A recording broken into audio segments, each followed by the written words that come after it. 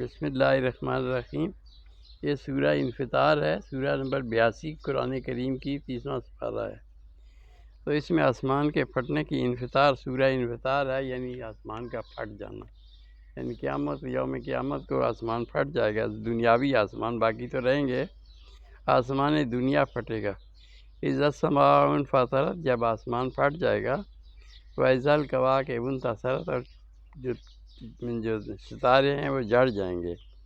واذا البحار فجرت، اور جو دریا ہیں وہ طغیانی ان میں آ جائے گی۔ واذا القبور بعثرت، اور جو قبروں میں ہیں وہ اٹھا دیے جائیں گے، نکال دیے جائیں گے۔ علمت نفس، یعنی مردے قبروں سے نکال، واذا القبور بعثرت، اور مردے قبروں سے نکالے جائیں گے۔ علمت نفس ما قدمت واخرت، اور پھر ہر چیز جان لے گا جو اس نے آگے عمل بھیجے ہیں اور جو پیچھے ہیں اس کے۔ یا ایھا الانسان، اے انسان، ما غرک بربک الکریم، کس چیز نے بہکا دیا تجھے رب سے جو کرم والا ہے۔ الذی خلقک، وہ ذات جس نے تجھے تخلیق کیا۔ فسواک، پس تجھے پھر برابر کیا۔ فعدلک، پھر اعتدال دیا۔ فی ای صورت ما شاء رکبک، پھر جس صورت میں بھی چاہ، ما شاء جو چاہے، رکبک تجھے جوڑ دیا۔ کلا بل تکذبون بالدین، ایسا نہیں ہونا چاہیے۔ بل تکذبون بالدین، بلکہ تم جھٹلاتے ہو یوم قیامت کو، یوم جزا کو۔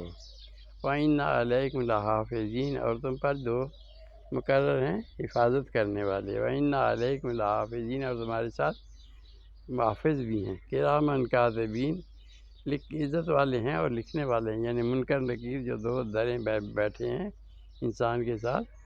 یعلمون ما تفعلون، وہ جانتے ہیں جو تم فعل کرتے ہو۔ ان الابرار لفی نعیم، اور بے شک جو نیک لوگ ہوں گے وہ نعمتوں میں ہوں گے، عیشائشوں میں ہوں گے۔ وَإِنَّ الْفُجَّارَ لَفِي جَحِيمٍ، اور جو گمراہ ہیں، فجار فاجر اور کافر ہیں، لفی جہیم، وہ جہنم میں ہوں گے۔ یصلونہا یوم الدین، اور پھر اس میں داخل ہوں گے وہ یوم قیامت کو۔ وما ہم عنہا بغائبین، اور پھر وہ اس میں سے نکل نہ سکیں گے۔ وما ادراک ما یوم الدین، اور تمہیں کیا پتہ کہ کیا ہے یوم جزا۔ ثم ما ادراک ما یوم الدین، پھر تمہیں کیا پتہ کہ یوم جزا کیا ہے۔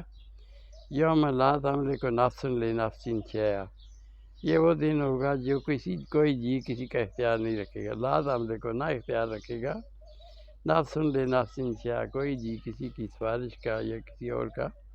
والامر یومئذ للہ، والامر یومئذ للہ، اور پھر اللہ تعالیٰ کا حکم اس دن سب کام کے بارے میں اللہ کا ہی فیصلہ ہوگا۔ صدق اللہ العظیم و صدق رسولہ النبی الکریم۔